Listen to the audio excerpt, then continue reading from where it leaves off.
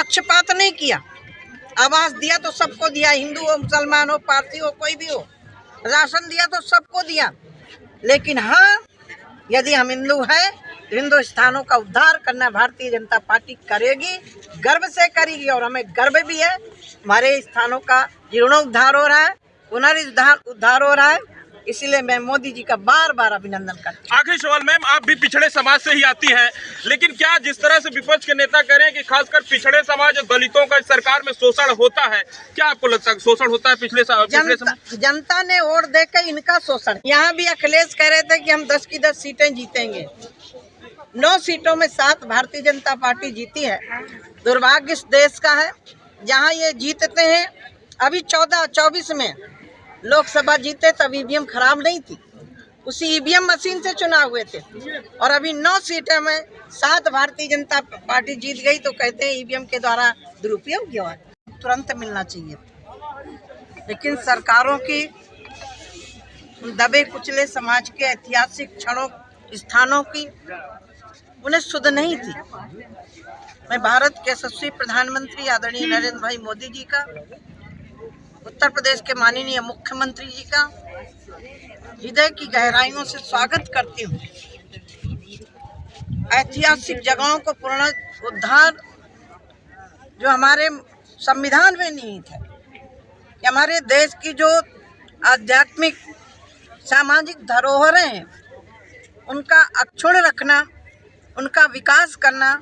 लेकिन अभी तक जो भी सरकारें रही हैं उन्होंने इस तरफ ध्यान नहीं दिया। माननीय प्रधानमंत्री जी और मुख्यमंत्री जी ने ये दर्शाता है, समरसता दर्शाता है।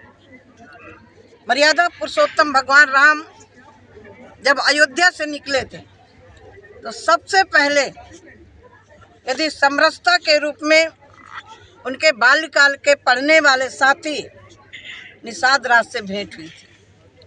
और आप सबको मालूम होगा, जब निषाद राज से भेंट हुई तो राम जी ने यही कहा, तुम मम सखा भरत संभ्राता सदा रहो पुर आवत जाता। जब मर्यादा पुरुषोत्तम भगवान राम चित्रकूट पहुंच गए, भरत सेना लेके जाते हैं। मित्रता ये दिखाती है कि निषाद राज ने कहा कि मेरे जीते जी राम के ऊपर आंच नहीं आ सकती है। ऐसा अटूट संबंध एक गुरुकुल में पढ़ने वाले ऐसे ऐतिहासिक जगहों का जो आज उद्धार हो रहा है। मर्यादा पुरुषोत्तम भगवान राम के मंदिर के लिए 1 साल होने जा रहा है। उसके अंतर्गत ही आज एक समाज के लिए मैं तो ये कह सकती हूँ कि जब भी कोई इतिहास उठा करके देखेगा, चाहे महाभारत उठाए तो बिना निषाद के नाम लिए महाभारत अधूरा होगा। रामचरितमानस उठाएगा या वाल्मीकि रामायण उठाएगा तो बिना निषाद का नाम लिए रामचरितमानस और रामायण ये दोनों अधूरी हैं। क्योंकि हमारा इतिहास ये बताता है बहुत सारे आक्रांता आए, लेकिन हमारे समाज ने अपनी संस्कृति, अपनी धरोहर को जीवित रखते हुए धर्मांतरित नहीं हुए। और आज वो गौरव, वो क्षण आया है जब समाज को एक प्रतिष्ठा मिल रही है निषाद राज के रूप में। और मैं पुनः माननीय प्रधानमंत्री जी का हृदय की गहराइयों से अभिनंदन करती हूँ, वंदन करती हूँ, जिन्होंने ये सुनहरा अवसर दिया है। आज ये भव्य प्रतिमा लोगों को संदेशा देगी कि सही मायने में राम राज्य क्या होता है। राम राज्य यही है जो दबे कुचलों को सबरी के रूप में, निषाद के रूप में, जटायु के रूप में, भीलों के रूप में जब लंका पर विजय प्राप्त किया तो कोई अयोध्यावासी नहीं था। यही आदिवासी जनजाति जिनको हम कुल भील कहते हैं, वही निषाद समाज के लोग थे जो राम जी के लंका विजय प्राप्त करने पर सहयोगी के रूप में आगे आए थे। मैं पुनः प्रधानमंत्री जी का बहुत बहुत अभिनंदन करती हूँ। वही दूसरी तरफ सवाल उठता है कि इंडिया ब्लॉक के जितने नेता हैं वो सवाल उठाते रहते हैं कि खासकर पिछड़ों और दलितों के साथ इस सरकार में अन्याय हो रहा है। और राम जब अयोध्या से वनवास के लिए निकले थे तो चाहे मां सबरी हो या निषाद राज हो, सबको गले लगाया और सबको मान दिया उतना ही। क्या भारतीय जनता पार्टी उसी रास्ते पर आगे बढ़ रही है? देखिए, जो सम्मान पहले मिलना चाहिए था कांग्रेस ने नहीं दिया। माननीय देश के यशस्वी प्रधानमंत्री जी, जिनका संबंध राम से रहा है, उनको जोड़ने का, उनको सम्मान देने का काम कर रहे हैं। कहने मात्र से ओबीसी, अब मैं आज बड़ा खेत के साथ कहना चाहूँगा, जो लोग ओबीसी की बात करते हैं, किसानों की बात करते हैं, संविधान खतरे में बात करते हैं, चुने हुआ प्रतिनिधियों के द्वारा उपराष्ट्रपति जी का राज्यसभा में जिस तरह से विपक्ष अपमान कर रहा है, ये शायद आज़ादी के बाद इतिहास होगा जब उपराष्ट्रपति के प्रति अविश्वास लाया गया। ये भी एक दबे कुचलों का अपमान है, ये भी एक दलित शोषित व्यक्ति का अपमान है। सिर्फ उपराष्ट्रपति का अपमान नहीं हो रहा, धनखड़ जी का अपमान नहीं हो रहा, ये लाखों किसानों और गरीबों का अपमान कर रही है कांग्रेस और विपक्ष लोग। जनता इनको सबक सिखाएगी। अभी इससे नहीं सीख पाए तो इससे ज़्यादा क्या सीखेंगे।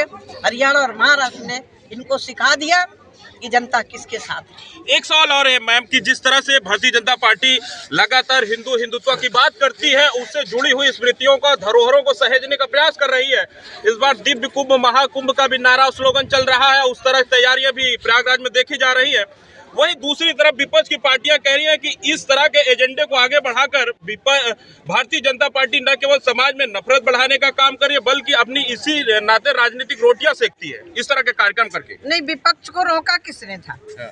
ये राम जी का और निषाद राज का स्थान का विकास नहीं होना चाहिए, किसने रोका था? राम का मंदिर भव्य बनना चाहिए, किसने रोका था?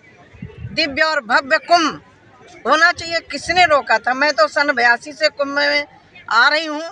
पिछले भी अर्ध कुंभ में कैंप लगा था, इस बार भी लगा है। मैं बधाई देती हूँ उत्तर प्रदेश के माननीय मुख्यमंत्री जी का, जो प्रधानमंत्री जी के दिशा निर्देशन पर इसे कुंभ को भव्य और दिव्य मना रहे हैं। तुमको किसने मना किया? तुम भी सहयोग करो। हमारे यहाँ यदि माननीय मोदी जी के नेतृत्व में पक्षपात नहीं किया, आवास दिया तो सबको दिया, हिंदू हो, मुसलमान हो, पारसी हो, कोई भी हो, राशन दिया तो सबको दिया। लेकिन हाँ, यदि हम हिंदू हैं तो हिंदुस्तानों का उद्धार करना भारतीय जनता पार्टी करेगी, गर्व से करेगी। और हमें गर्व भी है, हमारे स्थानों का जीर्णोद्धार हो रहा है, पुनरुद्धार हो रहा है। इसलिए मैं मोदी जी का बार बार अभिनंदन करती हूँ। आखिरी सवाल मैम, आप भी पिछड़े समाज से ही आती हैं, लेकिन क्या जिस तरह से विपक्ष के नेता कह रहे हैं कि खासकर पिछड़े समाज और दलितों का इस सरकार में शोषण होता है, क्या आपको लगता है शोषण होता है? पिछले जनता ने वोट देकर इनका शोषण किया है। कांग्रेस कोई भी राज्य हो लगातार हारती चली जा रही है। यहाँ भी अखिलेश कह रहे थे कि हम 10 की 10 सीटें जीतेंगे। 9 सीटों में 7 भारतीय जनता पार्टी जीती है। दुर्भाग्य इस देश का है, जहाँ ये जीतते हैं। अभी 14-24 में लोकसभा जीते तब ईवीएम खराब नहीं थी, उसी ईवीएम मशीन से चुनाव हुए थे। और अभी 9 सीटें में 7 भारतीय जनता पार्टी जीत गई तो कहते हैं ईवीएम के द्वारा दुरुपयोग हुआ। तो ये थी हमारे साथ पूर्व सांसद फतेहपुर की साध्वी निरंजन, जो कि राम मंदिर से लेकर तमाम हिंदुत्व के मामलों में प्रखरता से अपनी बात रखती रही है। आज यहाँ पर सिंहबेरपुर धाम में जब राम और निषाद राज की बड़ी मूर्ति प्रतिमा का अनावरण होना है, तो उसी कार्यक्रम में आई है और साफ तौर पे कह रही है कि भारतीय जनता पार्टी ने न केवल राम और राम से जुड़ी हुई धरोहरों को सहेजने का प्रयास किया है और पिछड़ों का और दलितों का सम्मान इसी सरकार में निहित है। आप हमारे चैनल सार्थक न्यूज भारत और धर्मपथ को देखते रहिए। धन्यवाद।